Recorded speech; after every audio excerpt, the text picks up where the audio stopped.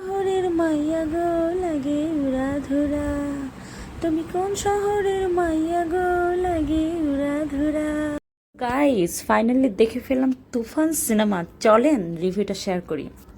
Hello আসসালামু আলাইকুম, কী অবস্থা সবার, কেমন আছেন সবাই? অনলাইনে তুফান সিনেমার রিভিউ দেখতে দেখতে মাথা নষ্ট। তার মধ্যে আমার বাল্য ক্রাশের সিনেমা বলে কথা, আমার তো দেখতেই হবে। নাম্বার 1 মেগাস্টার সাকিব খানের সিনেমা। সো আমি কি না দেখে পারি? তো সবাই মিলে চলে গেলাম আজকে মহাখালীতে এসকেএস টাওয়ারে সিনেমাটা দেখার জন্য। তো আমাদের শো টাইম ছিল 1:50-এ, দুপুর 1:50। সো আমরা বাসা থেকে লাঞ্চ করিনি, ওখানে বসে লাঞ্চ করব। আর একটা কথা গাইস, আমাকে কেউ বড়লোক ভাববেন না প্লিজ, গাড়িটা কিন্তু আমার না, ঠিক আছে? সো আমরা ওখানে বসে লাঞ্চ করার উদ্দেশ্যে আমরা 1টার দিকে রওনা দিচ্ছি, ভাবছি যে যেতে পারবো, যেহেতু 1:50-এ সিনেমা শুরু। কিন্তু কি বলবো, আমাদের দেশের যা জ্যাম থাকে, যা অবস্থা, খাওয়ার আর সময় পাইলাম কই বলেন? মানে তবে আমি কোনোভাবেই চাচ্ছিলাম না যে সিনেমাটা আমি একটু হলেও মিস করব। মানে আমি চাচ্ছিলাম একদম শুরু থেকেই সিনেমাটা দেখব, কোনোভাবেই মিস করতে চাচ্ছিলাম না।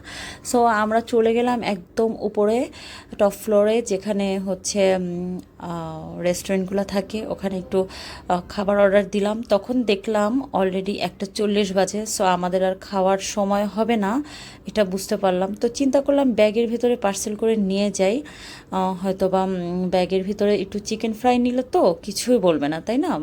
আমরা তো আর অন্য বেশি খাবার নেই না, জাস্ট ব্যাগের ভিতরে নিয়ে যাব।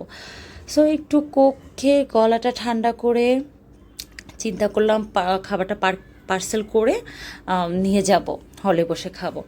তো তখন অলরেডি হচ্ছে আর মাত্র 5 মিনিট বাকি। তো আমি জাস্ট একটু বসলাম যে একটু রেস্ট নিব, কিন্তু বসার সময় নাই, কারণ আমার চিন্তা সিনেমা শুরু হয়ে যাবে, আমার ক্রাশের সিনেমা বলে কথা। সো আমি দৌড়, আজকে দৌড় আর কালকে দৌড়। কিন্তু গাইস কি বলবো, আমি যতটা না চালাক, আমার থেকে সিনেপ্লেক্সরা বেশি চালাক। সো আমি ব্যাগের ভিতরে হচ্ছে চিকেন ফ্রাই নিয়েছিলাম, কিন্তু ওইখানের আপুটা বলল কি, আপু আপনার ব্যাগের ভিতরে যে খাবারটা আছে দয়া করে রেখে যান। কি আর করা, বাধ্য হয়ে খাবারটা আমার রেখে যেতে হলো, আর ওইখান থেকে আমার খাবার কিনতে হলো, যেহেতু আমি লাঞ্চ করে আসিনি। সো ওইখান থেকে চিকেন ফ্রাই, আইসক্রিম আর হচ্ছে কোক, এই রকম খাবার টাবার কিনে সিনেমাটা দেখতে যাব। অলরেডি তখন গাইস কি বলবো, 1:50 বেজে গেছে।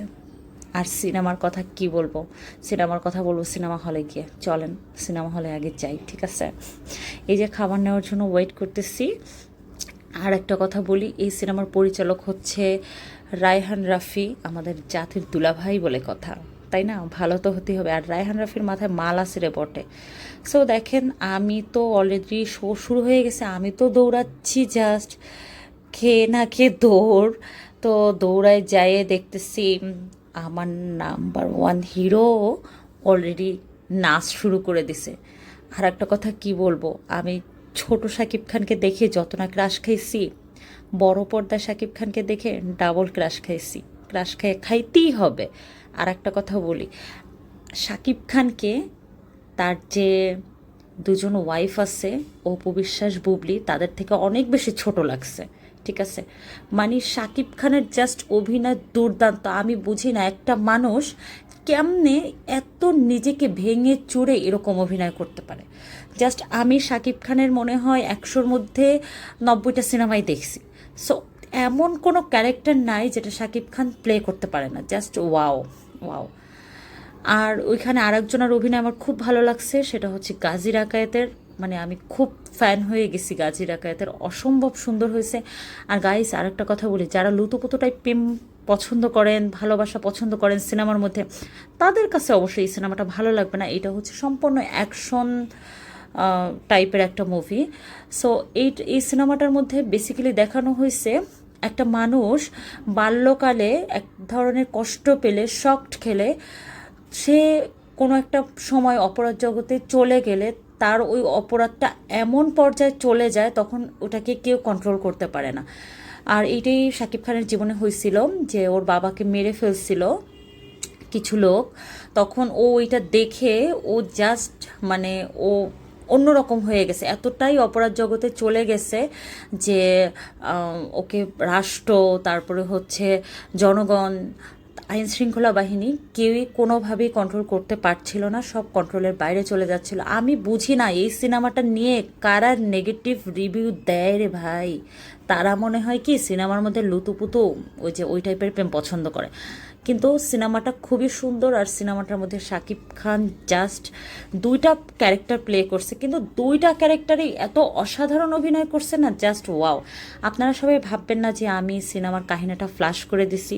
আপনারা টেজার দেখলে বুঝতে পারবেন যে ওখানে দেওয়া আছে।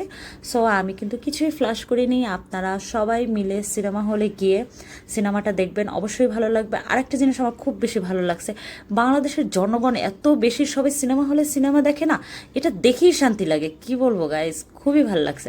সো সবাই ভালো থাকবেন। আজকের ব্লগটা আমার কেমন লাগছে অবশ্যই জানাবেন। সো আল্লাহ হাফিজ।